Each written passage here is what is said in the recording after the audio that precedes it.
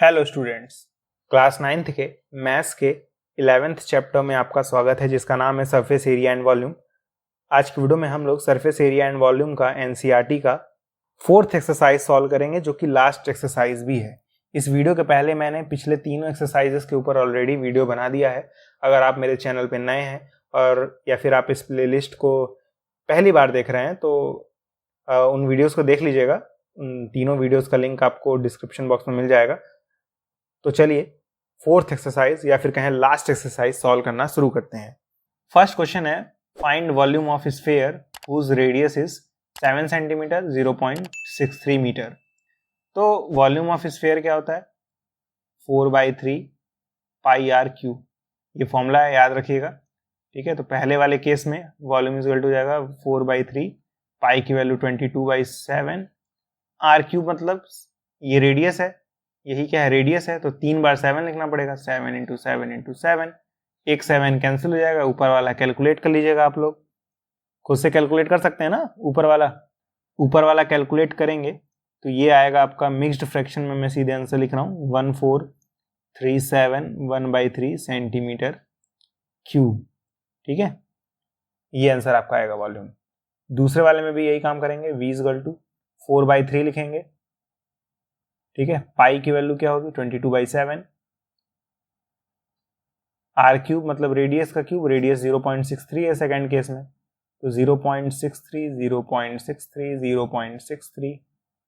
ठीक है, 0.63, तो ये 7 इससे 0.9 टाइम्स में कैंसिल होगा।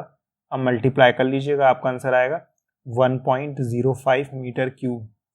ठीक है, ये लगभग आएगा इतना, एग्जैक्टली इतना हो सके ना आए, इतने के आसपास आएगा, 1.05 के आसपास। ठीक है, कैलकुलेशन आपके भरोसे है। मल्टीप्लाई डिवाइड करना आप लोग छोटे क्लासेस में सीख चुके हैं, थोड़ा सा टफ पड़ेगा लेकिन खुद से करिएगा।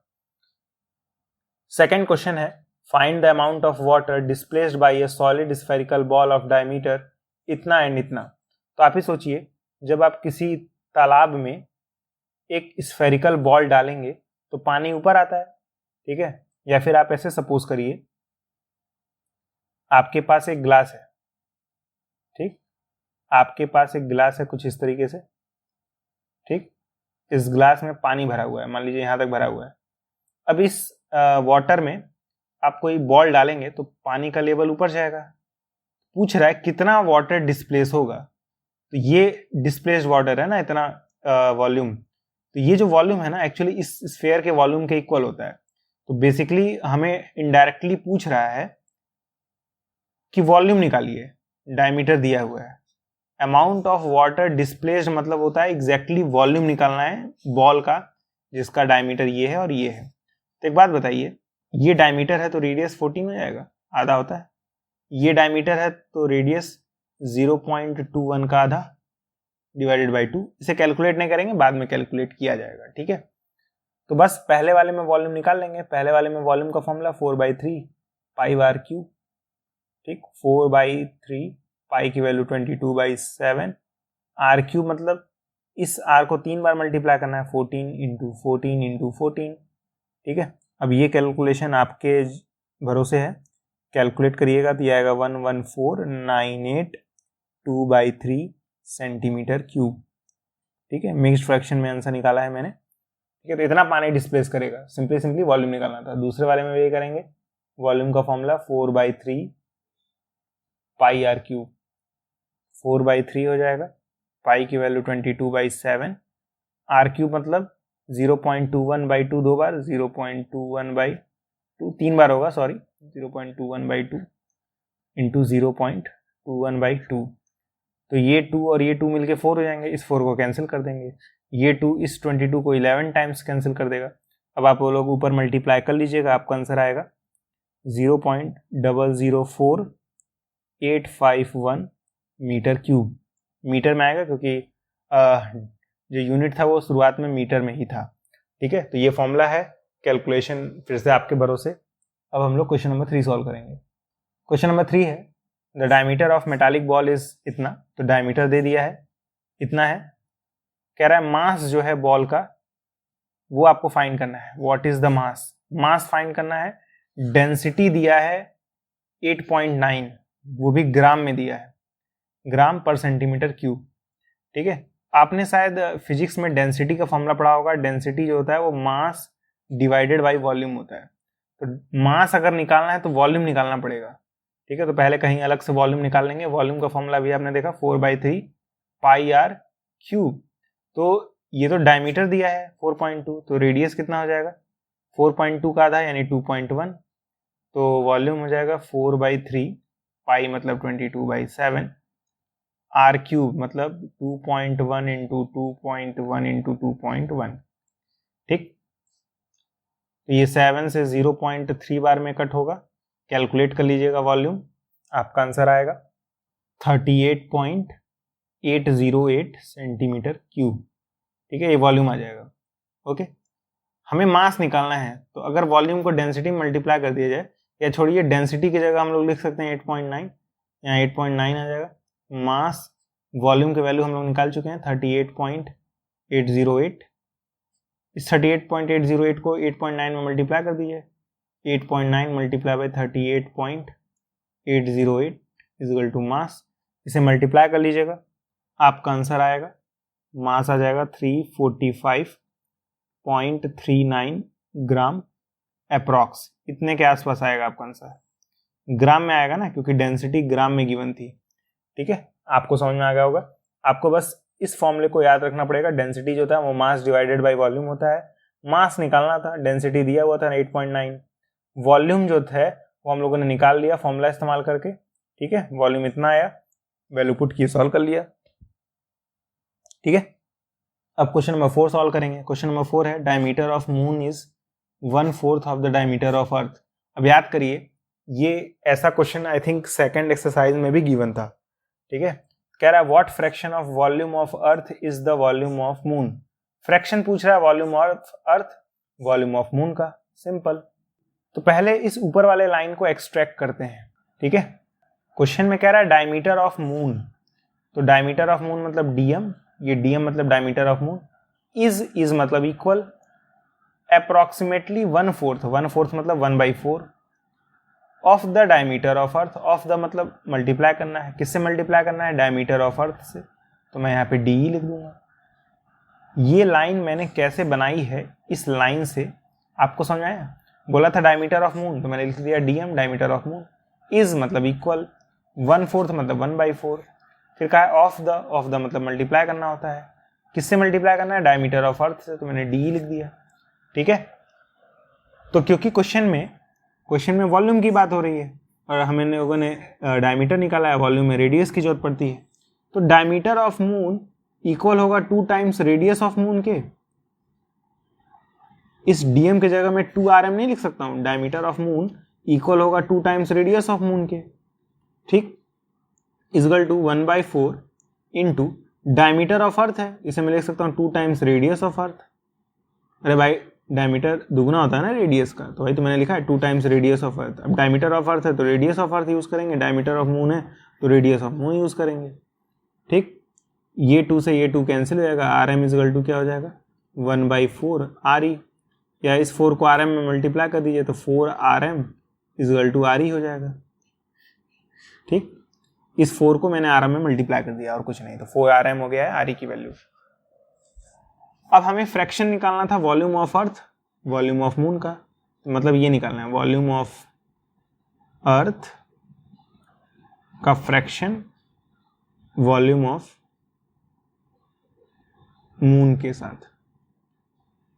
वॉल्यूम ऑफ अर्थ क्या होगा, स्फीयर है 4/3 पाई, फिर रेडियस का क्यूब, रेडियस अर्थ का क्या है आर ई है, आर ई का क्यूब हो जाएगा divided by volume of moon. कैसे निकालेंगे 4/3 पाई, क्योंकि मून है तो मून का रेडियस rm है तो rm का क्यूब होगा।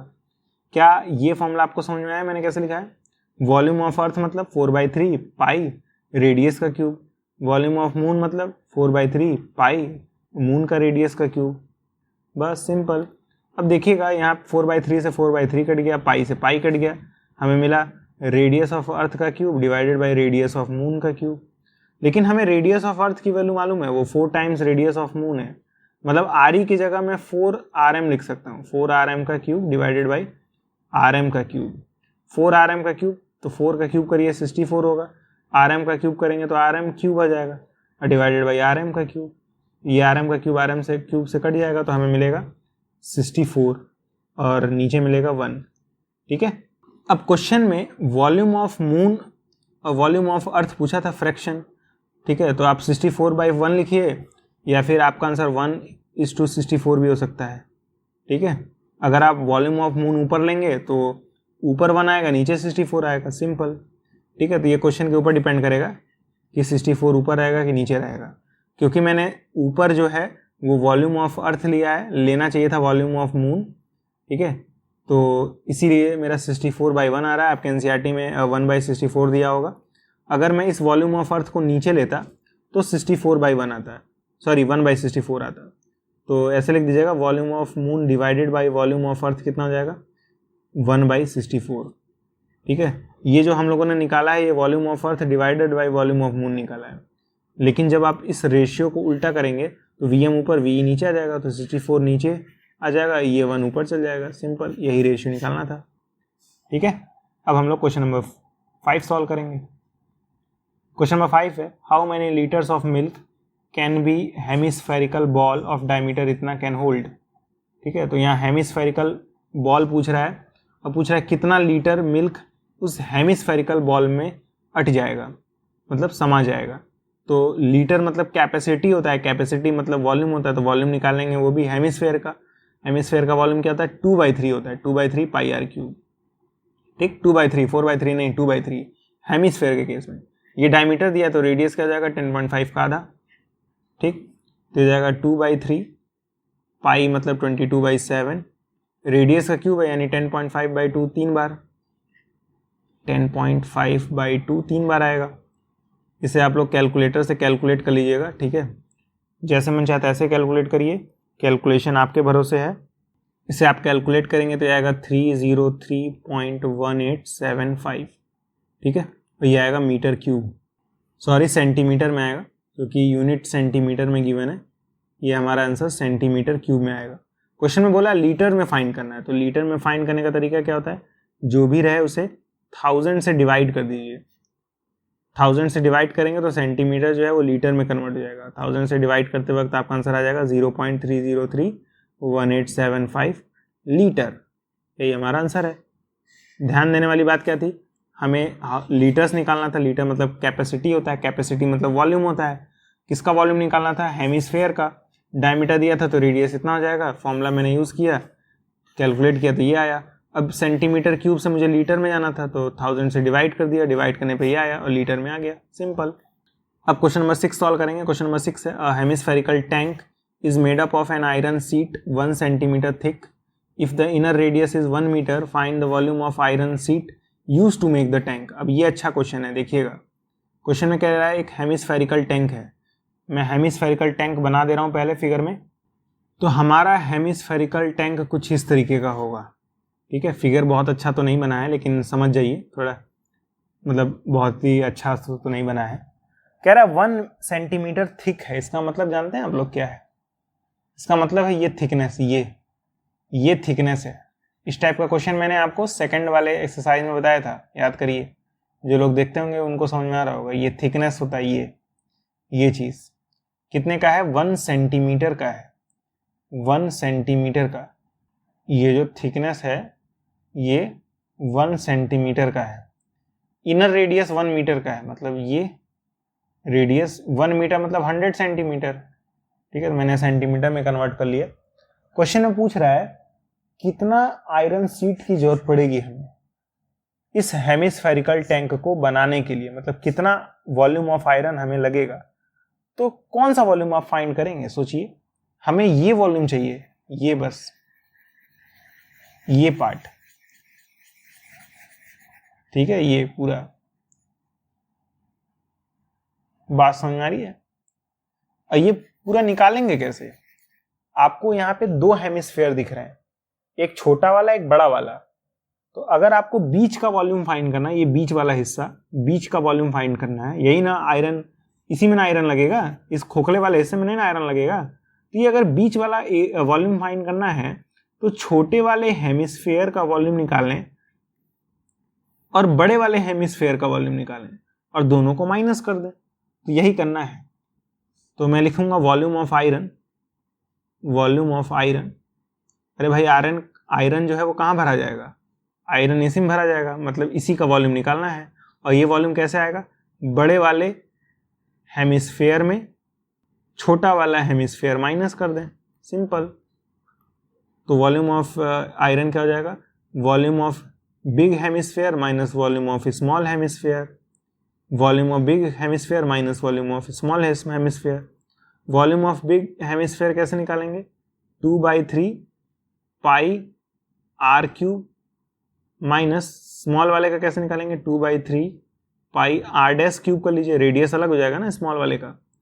अब देखिएगा यहाँ पे वैल्यू पुट करेंगे, 2/3 पाई की वैल्यू 22/7। बड़े वाले रेडियस क्या होगा, मतलब बड़े वाले हेमिस्फेयर का रेडियस क्या होगा, यहाँ से यहाँ तक 100 है, फिर ये 1 है, तो 101 हो जाएगा, है ना।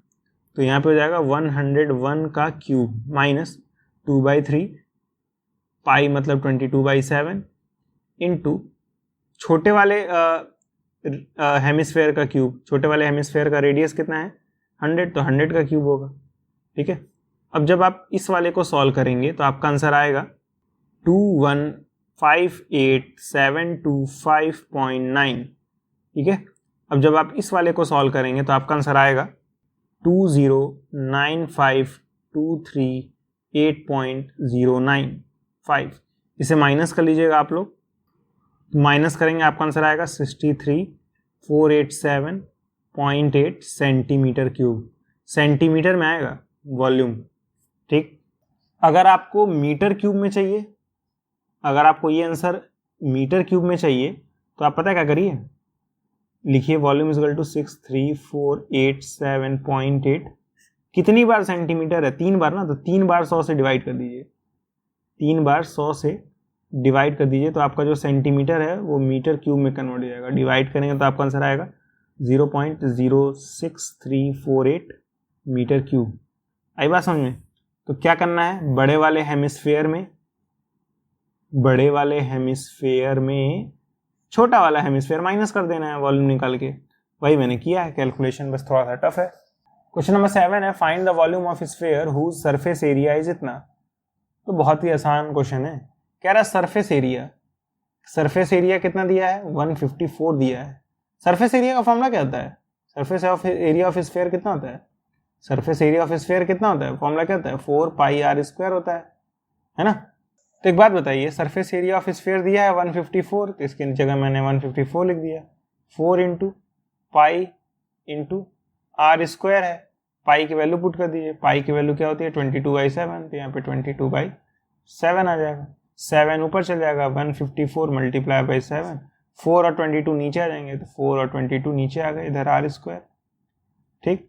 22 से ये 7 टाइम्स में कैंसिल होगा, 7 7 जा 49, नीचे 4 आ जाएगा, इधर r², ये स्क्वायर उधर जाएगा तो रूट में कन्वर्ट हो जाएगा, रूट 49/4 हो जाएगा, इधर r आ जाएगा।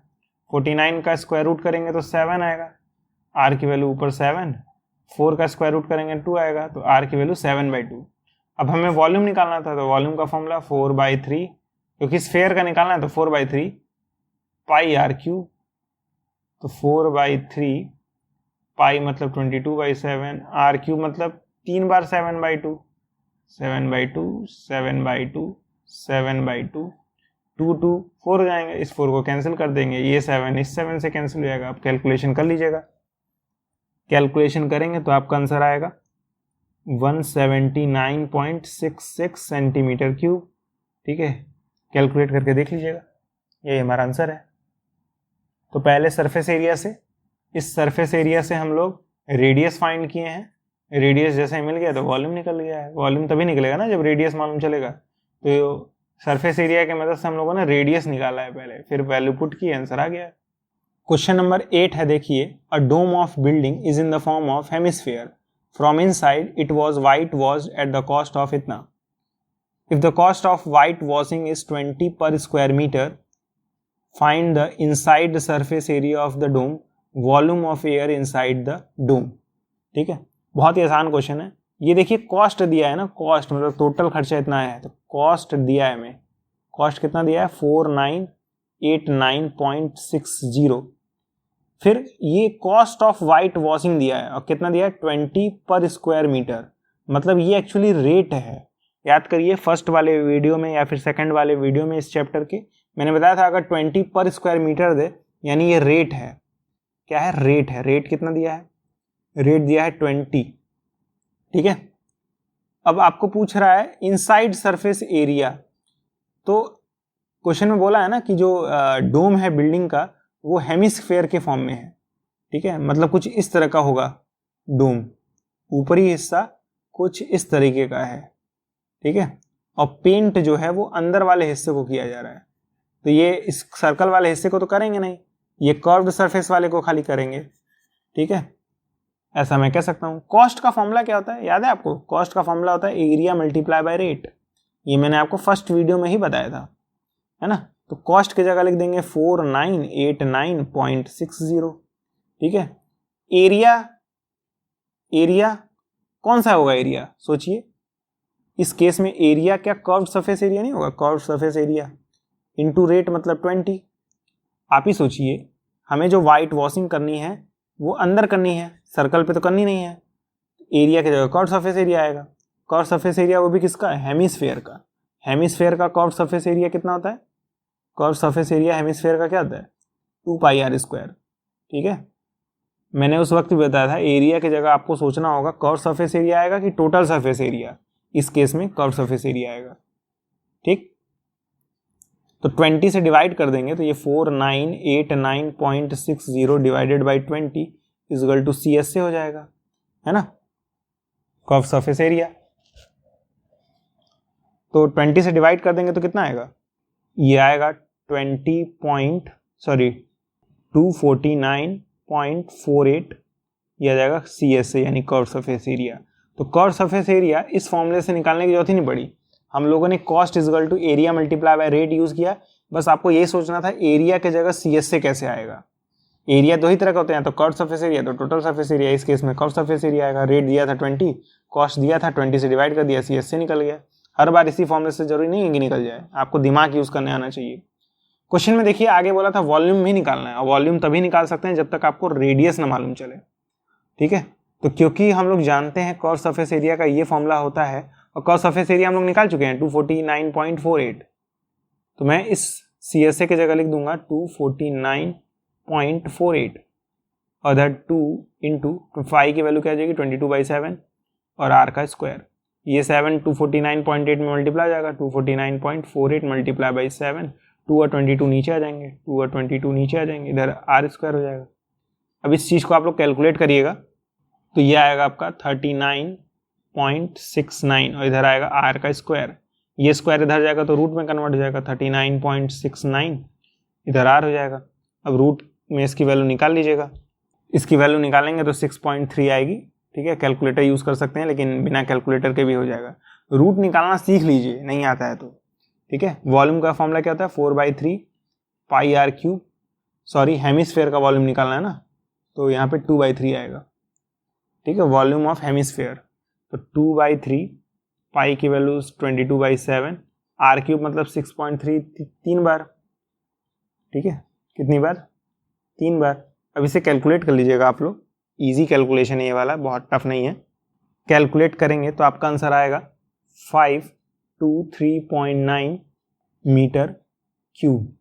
ओके, ये हमारा आंसर होगा। तो पहला आंसर ये आया है, ये पहले पार्ट का आंसर है, ये दूसरे पार्ट का आंसर है। ओके, अब हम लोग 9th क्वेश्चन सॉल्व करेंगे। 9th क्वेश्चन है 27 solid iron sphere each of radius r and surface area s are melted to form a sphere with surface area s dash. Find the r dash मतलब radius r dash of the new sphere। कह रहा है आपके पास 27 solid sphere थे, ऐसे छोटे छोटे 27 solid sphere थे। ठीक है, हर एक का रेडियस r था, हर एक का रेडियस r था और सरफेस एरिया s था, सरफेस एरिया s था। अच्छा एक बात बताइए, सरफेस एरिया ऑफ स्फीयर क्या होता है? सरफेस एरिया ऑफ स्फीयर इसका फॉर्मूला क्या होता है 4 पाई आर स्क्वायर, इसकी वैल्यू एस गिवन थी। ठीक, क्वेश्चन में बोला है ना कि सरफेस एरिया जो है वो एस है, रेडियस आर है छोटे वाले का। इन सारे छोटे वालों को मिलाकर कितने हैं छोटे वाले 27 हैं। तो 27 के 27 छोटे छोटे स्फेयर को मिलाकर एक बड़ा स्फेयर बनाया गया। ठीक है, तो बताइए मैं ऐसा लिख सकता हूं कि नहीं, volume of 27 small spheres is equal to volume of big sphere. इस तरीके से मैं लिख सकता हूं कि नहीं लिख सकता हूं, बताइएगा। ये जो बड़ा सा स्फेयर बनेगा ये 27 के 27 स्फेयर को पिघलाने के बाद बनेगा, तो दोनों का वॉल्यूम तो सेम होगा। मतलब 27 वॉल्यूम निकालिए, 27 स्फेयर्स का वॉल्यूम निकालिए और बड़े वाले का वॉल्यूम निकालिए, दोनों का सेम आएगा, है ना। तो एक छोटे स्फेयर का वॉल्यूम क्या होगा, वॉल्यूम ऑफ 1 स्फेयर, वो हो जाएगा 4/3 पाई आर क्यूब होगा। तो 27 का कितना हो जाएगा, वॉल्यूम ऑफ 27 स्फेयर्स, 27 स्फेयर्स का कितना हो जाएगा, 27 से मल्टीप्लाई कर देंगे, 27 multiply by 4/3 pi r cube. तो 27 वॉल्यूम का 27 स्फेयर्स का वॉल्यूम कितना होगा, 27 into 4/3 into pi r cube. Volume of big sphere कितना होगा, 4/3 पाई, बड़े वाले का जो रेडियस है वो आर डैश बोला है, तो ये आर डैश का क्यूब हो जाएगा। ठीक, तो आपको क्लियरली दिख रहा है 4/3 से 4/3 कट रहा है, पाई से पाई कट रहा है, बच रहा है 27 आर क्यूब और इधर बच रहा है आर डैश का क्यूब। ये क्यूब उधर जाता है तो आप लोग जानते हैं क्यूब रूट हो जाता है ना। या फिर ऐसे कर सकते हैं 27 को हम लोग लिख सकते हैं 3 का क्यूब और ये आर का क्यूब है और इधर आर डैश का क्यूब है। सारे क्यूब कैंसिल हो जाएंगे, मिलेगा हमें आर डैश की वैल्यू 3r, ये आर डैश की वैल्यू आ गई 3r। ठीक है, इस तरह से निकालेंगे। इसमें इंपॉर्टेंट कॉन्सेप्ट क्या था कि 27 छोटे छोटे वॉल्यूम जो होंगे वो बड़े वाले के वॉल्यूम के इक्वल होंगे। मतलब 27 स्फेयर्स का जो वॉल्यूम होगा वो बड़े वाले वॉल्यूम के इक्वल होगा। तो 27 स्फेयर्स का वॉल्यूम इस तरीके से निकालेंगे, एक का निकालिए उसमें 27 मल्टीप्लाई कर दीजिए, ये आएगा। बड़े वाले का वॉल्यूम कितना होता है, ये होता है 4/3 से 4/3 कटेगा, पाई से पाई कटेगा, फिर आर की वैल्यू आ जाएगी। ठीक है, फिर बोला है ratio of S and S dash निकालना है। ठीक है, एक बात बताइए मुझे रेशियो किसका निकालना है, एस और एस डैश का, यानी ऊपर एस नीचे एस डैश। एस मतलब surface area of small sphere. S क्या है, क्वेश्चन बोला है एस जो है वो हर एक छोटे स्फेयर का सरफेस एरिया है। ठीक है, तो surface area 4 pi r square होता है। ठीक, और एस डैश क्या है, बड़े वाले स्फेयर का सरफेस एरिया है, तो उसका क्या होगा 4 pi r dash square, 4 pi से 4 पाई कट जाएगा, r square by r dash square आएगा। आर डैश की वैल्यू 3r है, तो यहाँ पे इस आर डैश की जगह 3r रखेंगे, तो आर स्क्वायर बाई 3r का होल स्क्वायर, आर स्क्वायर ये हो जाएगा नीचे 9r square, are square cancel, बचेगा 1/9, तो रेशियो हो जाएगा 1:9 का। ठीक है, सिंपल। क्या किया है मैंने, क्वेश्चन बोला था एस और एस डैश का रेशियो फाइंड करिए, s by s dash. S मतलब 4 pi r square, s dash मतलब 4 pi r dash square. 4 pi से 4 पाई कट गया, r square by r dash square बचा। आर डैश की वैल्यू 3r है, तो इस आर डैश की जगह मैंने 3r रख दिया, कैलकुलेट किया, आंसर आ गया।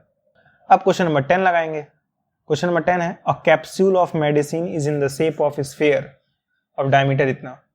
कह रहा है कैप्सूल है जो कि स्फेयर के शेप में है, डायमीटर इतना है। कह रहा है how much medicine is needed to fill this capsule. तो वॉल्यूम निकालना है, और क्या इसमें क्या निकालना है, वॉल्यूम निकालना है। वॉल्यूम क्या होता है 4/3 पाई आर क्यूब। तो क्योंकि डायमीटर है, डायमीटर 3.5 है, तो रेडियस कितना हो जाएगा 3.5 का आधा, 3.5/2। तो वॉल्यूम इज इक्वल टू 4/3 पाई मतलब 22/7, आर मतलब आर क्यूब है सॉरी, तो 3.5/2 3 बार आएगा, 3.5/2 3 बार। अब सोचिए ये 2 मिलके 4, तो इस 4 को काट देंगे। अब इसे कैलकुलेट कर लीजिएगा, आपका आंसर आएगा 22.46 मिलीमीटर क्यूब। मिलीमीटर क्यूब में इसलिए आएगा क्योंकि क्वेश्चन में डायमीटर मिलीमीटर में दिया था, तो रेडियस भी मिलीमीटर में आएगा, और क्या। ठीक है, सिंपल सा क्वेश्चन है, वॉल्यूम निकालना था।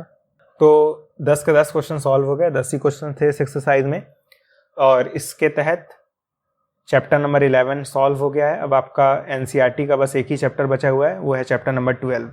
ठीक है, तो अगर आपको कोई इस चैप्टर में या फिर इस एक्सरसाइज में डाउट है तो आप टेलीग्राम चैनल या फिर कमेंट बॉक्स में पूछ सकते हैं। आज की वीडियो में इतना ही, मिलते हैं अगले वीडियो में, तब तक के लिए गुड बाय।